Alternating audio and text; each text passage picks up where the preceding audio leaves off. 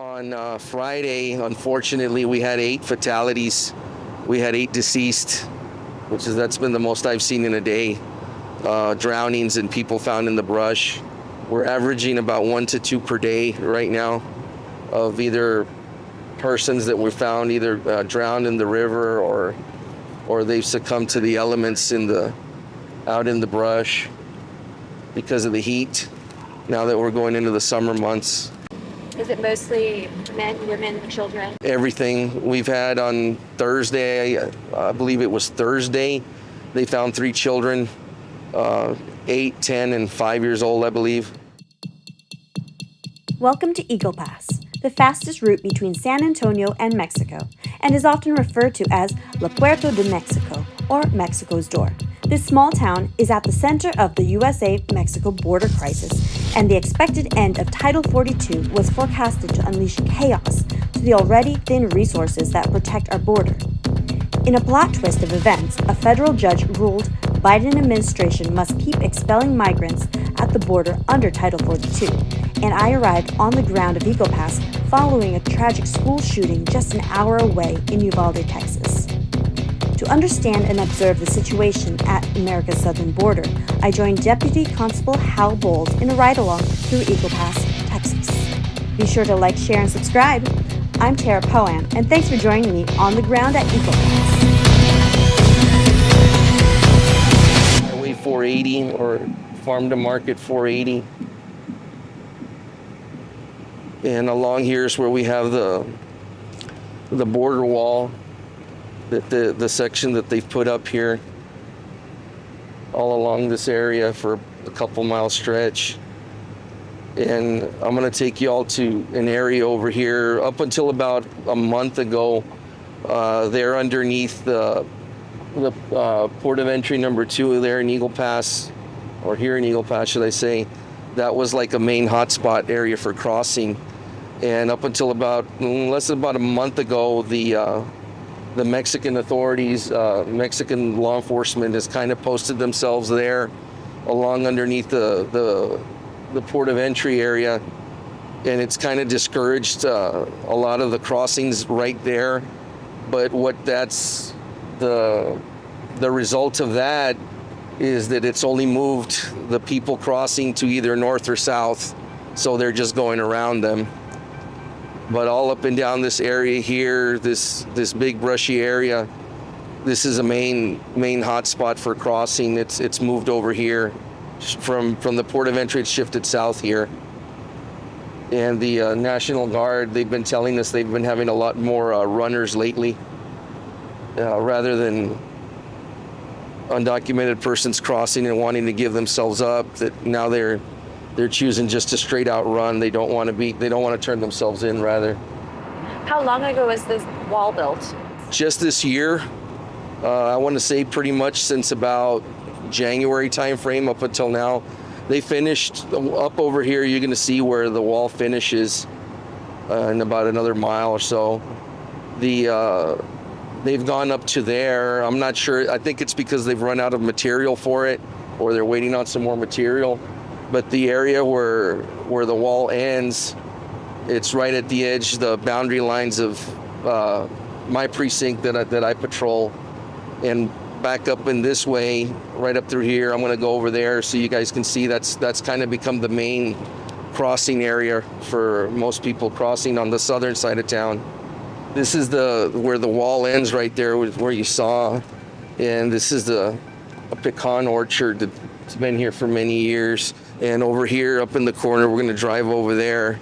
Right now, this is one of the main crossing areas for people coming into the U.S. It's shifted down here. Like I said, up until a month ago, it was there at the port of entry where we were at, and we were averaging about 25 to 50 per hour over there in small little groups, 2, 5 to 10. And here, what's happened is the traffic has shifted over here of people crossing, and we've been getting very large groups crossing here, groups of between 100 to 300. See, they've got some right here, 100 to 200 every couple hours. As you can see, they've got a good sized group right here. You guys can get off, but just stay a little bit back. These are what they refer to as the give-ups that they literally come across and they turn themselves in. They give themselves up because they want to flat out claim asylum or some type of relief. Yeah, just stay over here on this side of the van. Don't go up to them because Border Patrol's already got custody of them.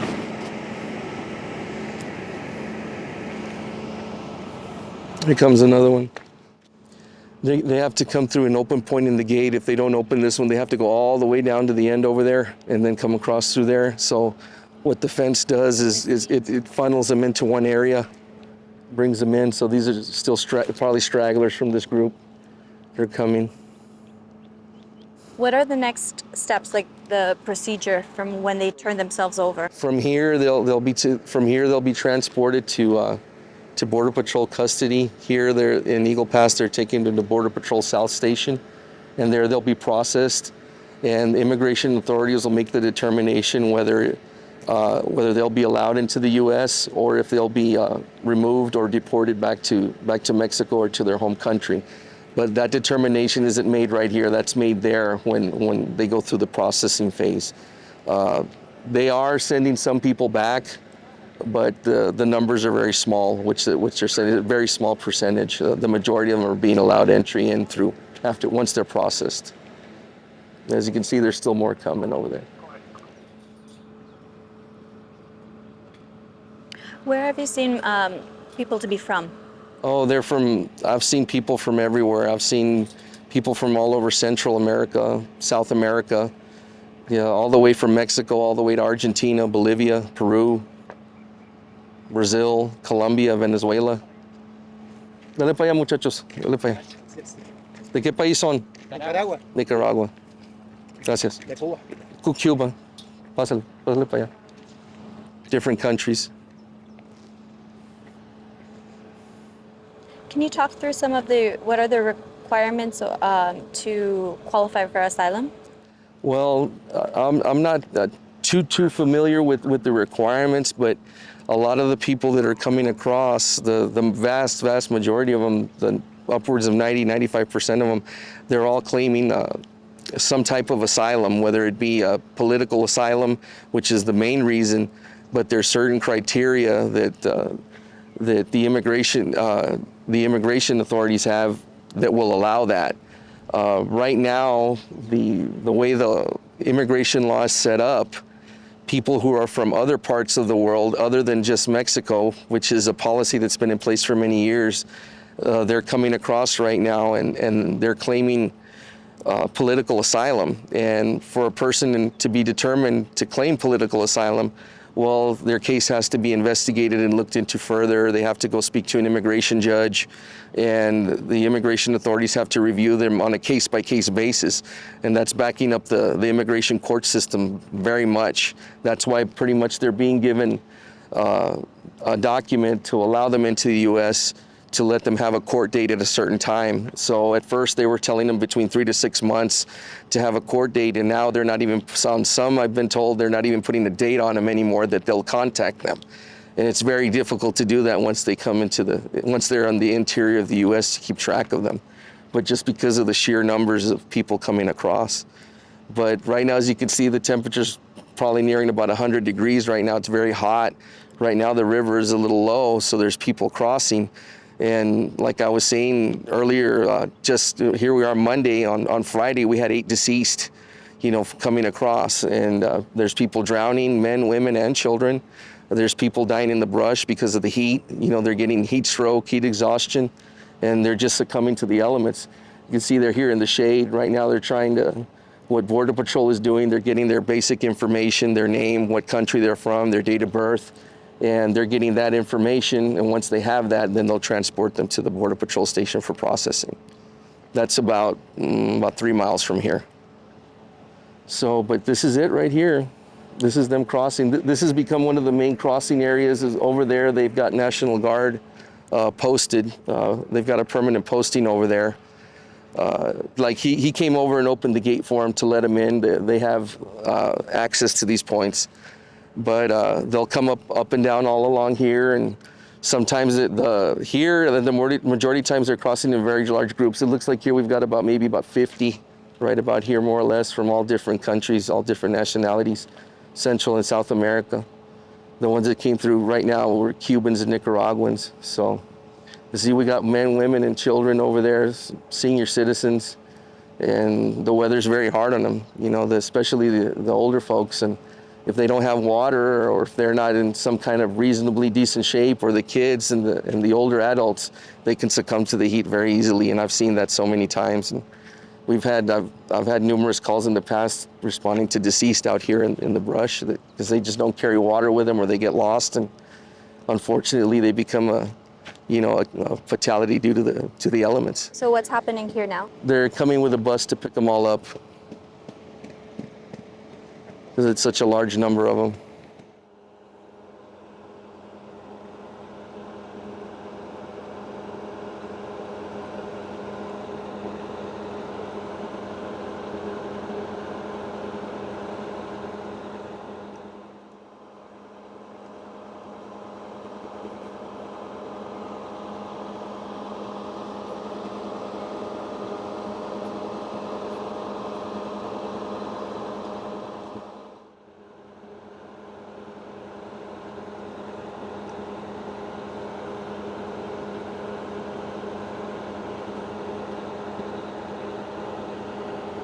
With Title 42 being put in place, and then they were going to have it expire, but now it's been extended, what have you observed in terms of migration pattern changes with the installation of 42 and the plausible expiration of it? Well, regarding Title 42, going back a little bit around to the February-March timeframe, when there was first discussion about Title 42 being removed, people were still crossing in big numbers every day. And when back then, we were getting people crossing in small groups, but constantly nonstop. And now what it's been relegated to is that we've been getting more numbers of people crossing, but in much larger groups. But in very much larger groups, in between 100 to 300 every couple of hours in different areas. But I mean, to me, Title 42 it's nothing more than a number, because people are still crossing. It's kind of insignificant. What they were predicting was last week, when Title 42 was supposed to run out on May 23rd, and then a federal judge decided to leave it in place. People are still crossing. But what we're seeing more and more is that we're seeing people, whereas they were giving themselves up, now they're starting to come in, and they're not giving themselves up. They're tending to run from law enforcement, or they're tending to run from the National Guard or the Border Patrol, or from us. And that makes us think twice, because why are they running if they're trying to claim some type of asylum, some type of relief from where they're coming from? So if they're not wanting to turn themselves in, then there might be some other nefarious issue there. Either they've been prior deported, or the 95% of the time they've either been prior deported, or they've had criminal issues before here in the United States. Here they're sending another van to go and to help pick up. They've got some family units there, and I don't know if you saw them, how they were kind of in lines there. So they probably got them separated by lines and by country. So. But all along this area right here, the flow of people coming across has shifted over here, whereas before it was a little bit further up where we were at the port of entry. But the numbers with regards to Title 42, if they take it away, at some point Title 42 is going to be removed, whether it's in 3 months, 6 months, a year, whatever the case may be. I don't think they're going to leave it in place indefinitely. If they do, well, fine. But whether they do or they don't, people are still crossing. They're still crossing. But they've given us kind of a heads up in law enforcement, is that if Title 42 gets removed, or once it's removed, then that's going to, be an even bigger green light for more people to come across, even larger numbers than what we're seeing right now. And when you get more numbers of people crossing, it becomes more complicated because you're having to deal with the whole receiving issue and ones that are giving themselves up, wanting to try and claim asylum, others that are trying to run away from you for whatever reason. And then we're dealing with them because they're getting into the neighborhoods, and it just causes a whole lot of issues here in the local community. But what's going on here, it's going on here right now, right here as we speak. Within a couple of months, you're going to have several thousands of people being introduced to larger cities like Chicago, Miami, Kansas City, Cleveland, all over the U.S. They're going to be going. So to just imagine several thousand people, coming across here, and then here we're a community of about 30 to 35,000 people, and we're receiving several thousand people a day. And if Title 42 gets removed, those numbers are going to double or triple, and it's going to be a big pull on our resources here. But as soon as either these undocumented persons, either they're sent back or they're allowed in, their numbers are just going to go somewhere else. And like I said, with the issues we're having here, they're going to deal with the same issues in the interior, and it's just going to keep going. It's going to keep going so long as we have the situation we have right now. What are the types of issues that the local community deals with because of the migration patterns? We've been having a lot of homes broken into. People that, let's just say, for example, they leave to go shopping, or they'll leave home for the weekend to go out of town. They'll come back to find their homes broken into, a window broken, the door forced in. And a lot of times it's people we find it's people coming across that they're undocumented out of necessity, that they need a place to shelter, or they're looking for food or for water. We've had a lot of stolen vehicles. We've had people break into vehicles back and forth. People going into neighborhoods, getting into yards, knocking on doors at 1, 2, 3 in the morning. And we start getting 911 calls coming in constantly. So us local law enforcement, we get taxed a lot running around, going from call to call. And then we get all of a sudden a call that there's 100 and some odd people crossing there on the highway.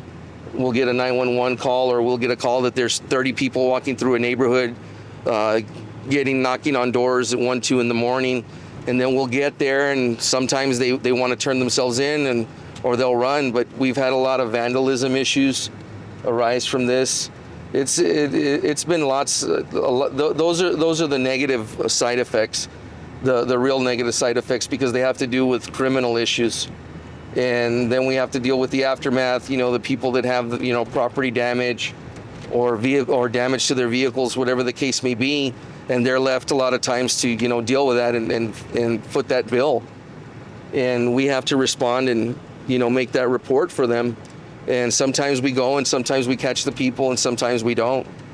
But it's the number of calls for us, it's been about 8 to 10 of our 911 calls are for issues involving undocumented persons. So that number has greatly risen, by large numbers. And we're a small community. We don't have huge resources, and we only have so many. We have a local police department, we have a sheriff's department, we have our constable's department as well. Before we started having these issues with people crossing illegally into the U.S., the Border Patrol, they would pretty much handle that. And now we've assumed a role in supporting them, because they're stretched so thin in trying to do their job, trying to do their task right now with processing people. And it leaves a limited number of people to put out there on the line. And so it's left up to the state and local authorities to kind of step up a little bit and help them, assist them as best as we can, and also the National Guard out there as well. You mentioned earlier that you're even going on like 6 days straight without having a day off. Is that typical? That's one of the results that's happened, is we're working longer hours, 10 to 12-hour shifts, sometimes staying up to 16 hours because the calls constantly come in, especially at night. On between the hours of about 10 p.m. to about 3 in the morning is our 911 system gets bombarded with calls of people saying that, you know, they're seeing a group of 30 walk through their neighborhood, or there's somebody in their backyard, and, you know, there's someone breaking into their vehicle, someone suspicious in the neighborhood, and we go and check it out, and 9 times out of 10 it's an undocumented person.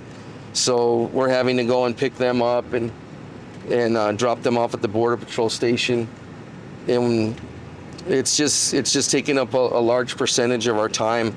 Right, and that's on top of answering all our regular calls like vehicle accidents, regular 911 calls for assistance, whatever the case may be, whether it's a domestic or just someone needing assistance, wanting to make just a simple report. That's just added to more and more resources that we need, and we're stretched thin as it is.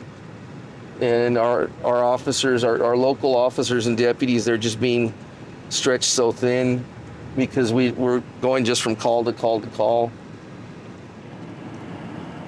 What additional responsibilities would you say you've taken on that maybe wasn't part of the job description before?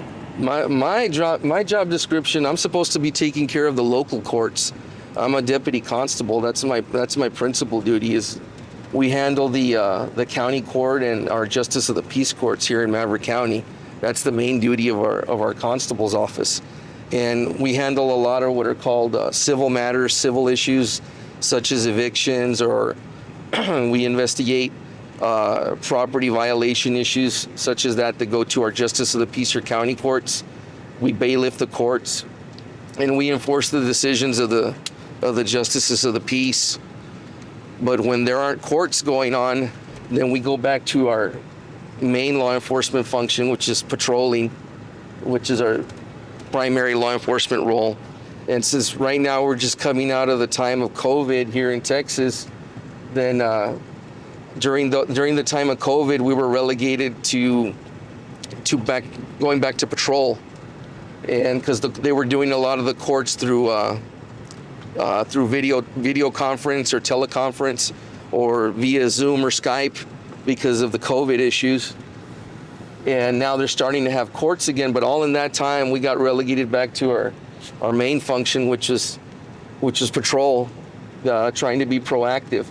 But in doing that, we found that the majority of our calls coming in are the undocumented persons that we've been getting coming across. But this is the area that I patrol here. This is part of Precinct 4, which happens to be unique because we have an international boundary with the United States and Mexico, several miles of it.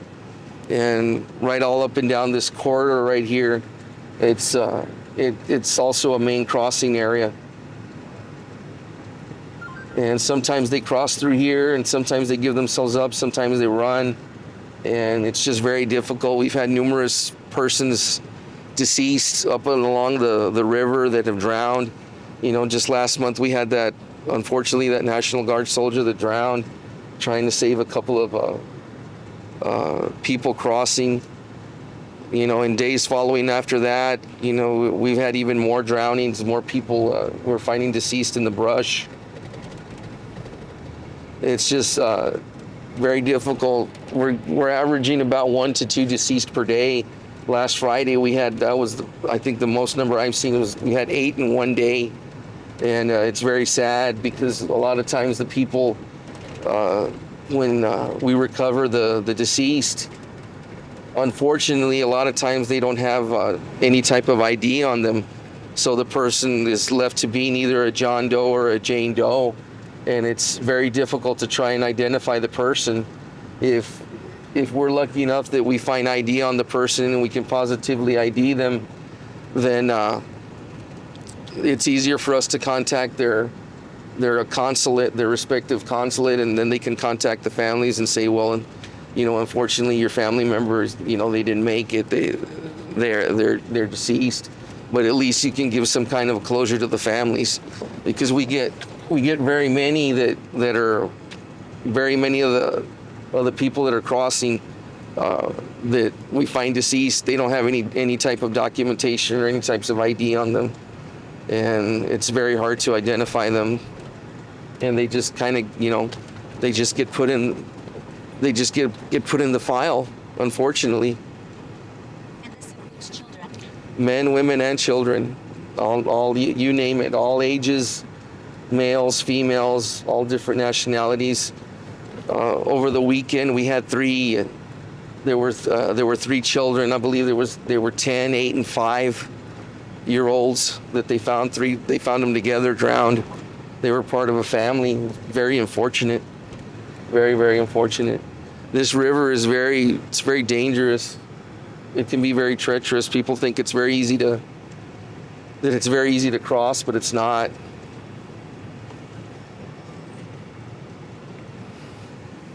Even for some of the best athletes, best swimmers, it can be very treacherous, very dangerous. The current can change within a couple of hours. The depth of the river can change. There's lots of debris in the river. There's lots of rocks. There's lots of debris left over from years and years of flooding. And there's lots of areas that are very dangerous that can have cross currents or, unfortunately, whirlpools. And an area that looks shallow can become deep very quickly without knowing. And someone crossing that doesn't know how to swim, they can find themselves in an emergency very quickly. And a lot of times we find that people will cross. There's little islands here all up and down the river, and they'll start crossing. And once they get to the island and they start crossing again to the rest of the part of the river, they find that it's deeper, and they get stuck there. And they'll be stuck there for hours. And sometimes we don't have personnel which is usually the Border Patrol. They have their boats in the water, and they're just so busy up and down the river. It'll take sometimes several hours for them to get there, to get to them, to try and get them off those islands and get them to safety. And they'll just be stuck there for hours without any food or water, which can be very dangerous as well with the heat. What's the name of the town that's across from there? The city that's across from Eagle Pass is called Piedras Negras. It's a city, it's about, I want to say about 250 to 300,000 people. It's got a very large population compared to Eagle Pass. And the state is Coahuila. Piedras Negras, Coahuila, Mexico. So compared to Eagle Pass, they're much larger than us. And also we've been told, there's numbers between 7,000 to 10,000 people waiting to cross, that were waiting for Title 42 to be lifted in Piedras Negras. And the Mexican authorities, they talk to us a little bit, but they don't give us a lot of information. But they're telling us that supposedly there's a large migrant caravan headed this way all up and down the border, but they've been reluctant to give us numbers and let us know, how many there are. But they've been crossing steadily, constantly, all year long. So what's to say that they're not going to stop from coming? All this area here, from up until about a month ago, they were crossing heavily through here, and this area here was all covered in brush and carrizo, bamboo, cane, and the National Guard came. Here comes some more. They're walking across, and they keep coming. And there's some more down in the water. Síguele para allá, ya están los soldados. Síguele para allá, allá están. Crossing children, and unfortunately putting the children's lives in danger by crossing, but it's a risk that they're willing to take.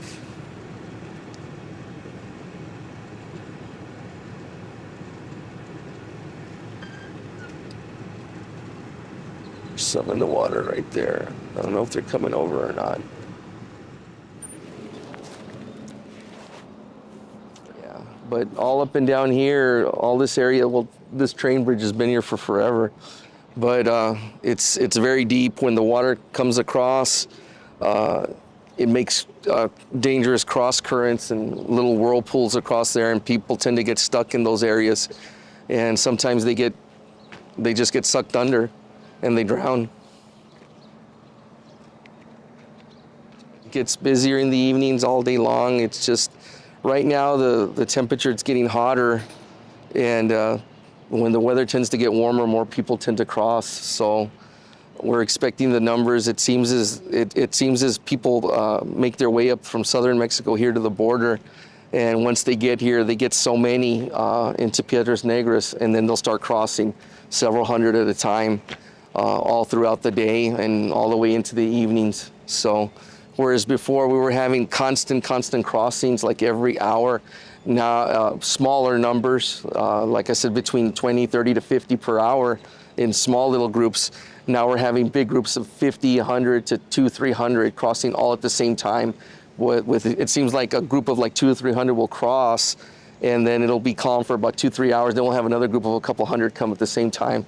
So they're coming across in waves now rather than just coming across in singles, little or very smaller groups like they were before. We get a lot of intelligence reports from the state and the federal level. On the Mexican side, the new currency has become people for the cartels. They control a lot of the area, and they're moving a lot of the people through, and they don't have to move drugs anymore to make money. Now they're moving across people, and the people are coming across, so they pay them a fee, they get them across, or they get them to the river, and that's about it. The Mexican law enforcement, they're trying to try and stem some of the flow, but a lot of times we've seen that they've been pretty much ineffective. They haven't been, it's very difficult for them. If our resources are limited, then I'm going to assume theirs are probably the same way too. They can't dedicate to have, several hundred officers all up and down the border, just like either we can here as well. But they're going to get through. They come through. They posted law enforcement here up and down, and the only thing that happens is they go to the areas where they're not there. So they'll either move further south or further north from where they're at, and they'll just continue to cross at another point. So that's the only thing it does. It just shifts their crossing points, is all it does. Back home, and I'm seeing this here now. I didn't think I'd see this stuff in my backyard, but here it is. The military up and down the border helping out. It's a shame to see this in my hometown, but it's what's going on right now. On the Mexican side, are they doing anything to prevent the cross? They're doing very little, very little. The Governor Abbott came about a month or so ago, came into an agreement with the Mexican governors along the border, in agreement so that they could try and help stem the flow of the people coming across to kind of slow it down or stop it. And they have made an effort at it, but unfortunately the numbers of people crossing are just too high. It's very difficult to stop the flow of several thousand people during the day or in the evenings. As you can see right here, we're all up and down the river right here. I believe there's one law enforcement vehicle over there, and there's one Mexican military vehicle here, and that's pretty much it. So if you just go a little bit further up north or a little bit further south here from where they're at, it's pretty much an open gate that they can come, open door where they can come through. So it's just either shifted them. Sometimes they come in, they'll put a boat in the water, an airboat. Sometimes they'll fly a helicopter in. But if they have a group of 50 to 100 to 300 crossing, and they've only got a handful of officers on the Mexican side, or we're only a handful here, we can't stop them. They're not going to stop them over there on the other side. They might stop a handful, but the rest are going to make it through. And then on this side, we're relegated to just receiving them. So, and then we have to safeguard them, take care of them, and go through the process and handing them over to Border Patrol, and they take it from there. So we've been relegated to, be receiving all the people that have crossing, and then Border Patrol makes the determination whether they get allowed in or get sent back, and the majority are being allowed in. So we're just here trying to help them to try to keep the numbers contained, keep them here and safeguard them, meanwhile, till they come and pick them up. Does the cartel pose increased risk to the local community over here? Right now, we've been seeing, cartel-wise, the issues we've been seeing is a lot of human trafficking, a lot of human smuggling. There's a very fine line in the difference between human smuggling and human trafficking. And human trafficking is only one step away from human smuggling, because a smuggler their job is someone pays them just to get them into the U.S. And once they're here, that's it. They're done with them and they go along their way. The human trafficking issue comes in is when someone pays someone to get them across, And once they get them across, they say, you know what, you owe me another $1,000, or else I'm not going to give you your documents back, or I'm not going to let you go. Or they'll take them to a safe house or a stash house to keep them for a day or two before they move them in, and then say, you know what, in order for me to get you out of here, I gotta get some more money from you or your family. If not, I'm gonna turn you in or send you back to your country. So they basically hold them ransom. And a lot of times we find out these operations, of course, they're either with a cartel or some kind of organized crime. And it's a ripple effect. It just goes on and on. The males tend to be, human trafficking, which is more indentured servitude, where if they can't pay off their debt that they owe to the smugglers, then they put them to work somewhere for them until they pay their debt off, which is probably never, because they're constantly charging them more and more.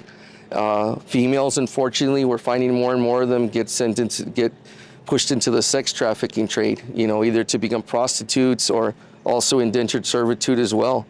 And the worst part we see is the children, the children, they get exploited a lot. They're coming up, especially the ones that are unaccompanied by their parents. And I've encountered so many children that are on their own here. And I mean, I'm a parent as well. I have 2 sons.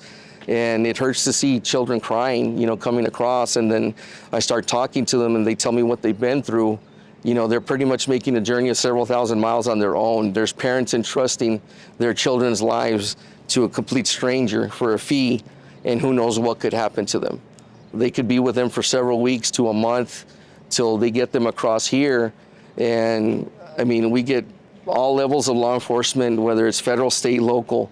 I'm not going to talk about it, but we get so many horror stories from people, about the children, the women, the children getting exploited, which I'm not going to go into because it's disgusting. The other is females getting pushed into sex trafficking, or females being sexually assaulted all up and down their journey, or even here. Males being kidnapped and beaten, whether on the Mexican side or they're coming across showing obvious signs of, some type of abuse, whether they've got cuts or bruises or sometimes broken limbs. It's at all levels. It's very sad, and we're seeing it every day. Every day we're seeing it here. So that's what the general public doesn't tend to see, what we see every day. But it's coming in. I mean, it's coming in every day, 24/7. It's nonstop. Do you often see children that are with people that are not their parents? All the time, almost on a daily basis. We try and interview the children and say, is this your parent, this your mom and dad? And they say yes. And then we tell the parent, well, what's your child's name? And they don't know the name. Or we ask the supposed parent, what's your child's birthday? And they don't know. So you obviously know that they're not with them. They're just trying to smuggle them in for whatever reason, either to try and get them into the U.S. so that they can use them, disguise themselves as a family unit to try and get in, to use that child, or they're trying to get that child in to get them with a parent that's already here. Or the worst case scenario could be nefarious reasons, illegal stuff, illegal activity. And we've seen it all. We see it all. There many times the children are accompanied. They are. And then we do get the times where parents come across with their children, and in crossing them in the river, they're putting the lives of the children at risk because they don't have any say-so. They have to go along with what their parents, tell them to do. If their parents say, pick up, we're going to another country, they don't have any other choice. So they have to go with them.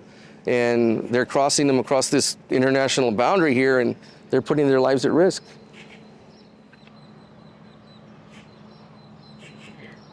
Do you have people pretend to be children? Some individuals that try to sneak in, they claiming they're underage. We've had a few, not too many, but sometimes that's left up ultimately for ICE and for the Border Patrol to decide is what age they are, especially when they don't have documentation, because they're trying to use it as kind of a backdoor to try and get in, because saying that they're a juvenile. But we have had it happen before. Individuals that are like 19, 20 years old that look like they're much younger, they're saying they're 16 years old or 17 years old. As long as they're underage, they're thinking they'll get a free pass to come in. But all up and down here, we've seen it all. We've seen people, use different names, saying they're from different countries in order so that because they say if they're from their certain country, they'll send them back. But if they say they're from another country, they'll let them in. They hear all sorts of rumors, and we hear all sorts of different, all sorts of different stories from people trying to come into the U.S. A lot of times before, and they're still doing it now, a lot of them will discard their identity documents or their passports, either on the Mexican side or on the American side, and they'll use whatever name or try to use an alias just to try and get in because they think they can sneak in. Maybe they've been prior deported before, but they'll use any means necessary to try and come into the U.S. that they can. I mean, we've seen pretty much most methods. It looks like there's some others trying to cross right there. Oh, yeah, they're yelling and hollering. Yeah, they're starting to cross again through here. Sometimes we see them, sometimes we don't, and then we start hearing them yelling and screaming when they need help, and it's hard to get to them sometimes. They gotta go all the way around here.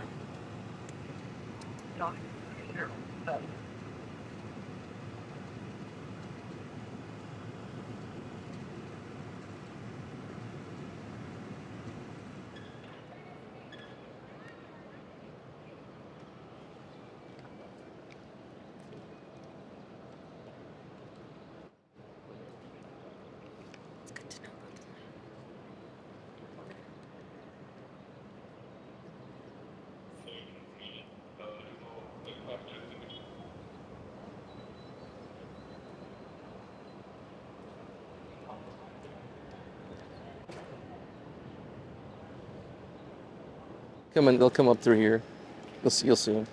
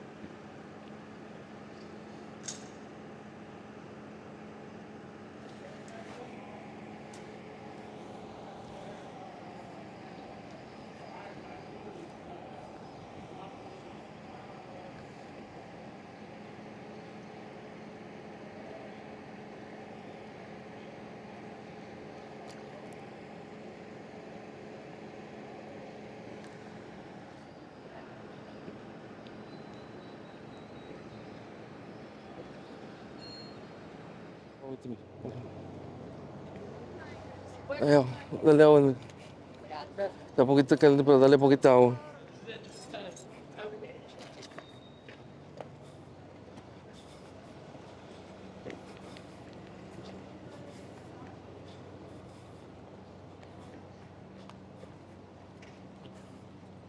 The children are scared, and we just try to take care of them the best we can until they come and pick them up. And so they're crossing without any food or water. I just gave some water out to the kids. This weather is brutal. The heat's brutal, and who knows how long it's been since they've had a drink of water or they've eaten anything. And I've attended to so many people out here. I have to carry a backpack of a whole first aid medical kit in the trunk of my vehicle, and I've had to attend to so many twisted ankles and broken fingers, and people succumbing to the heat, people getting cut, what other way, and trying to bandage them up the best I can. And it's a never-ending issue. It's every day. It's 24/7. It's going to keep on happening, unfortunately.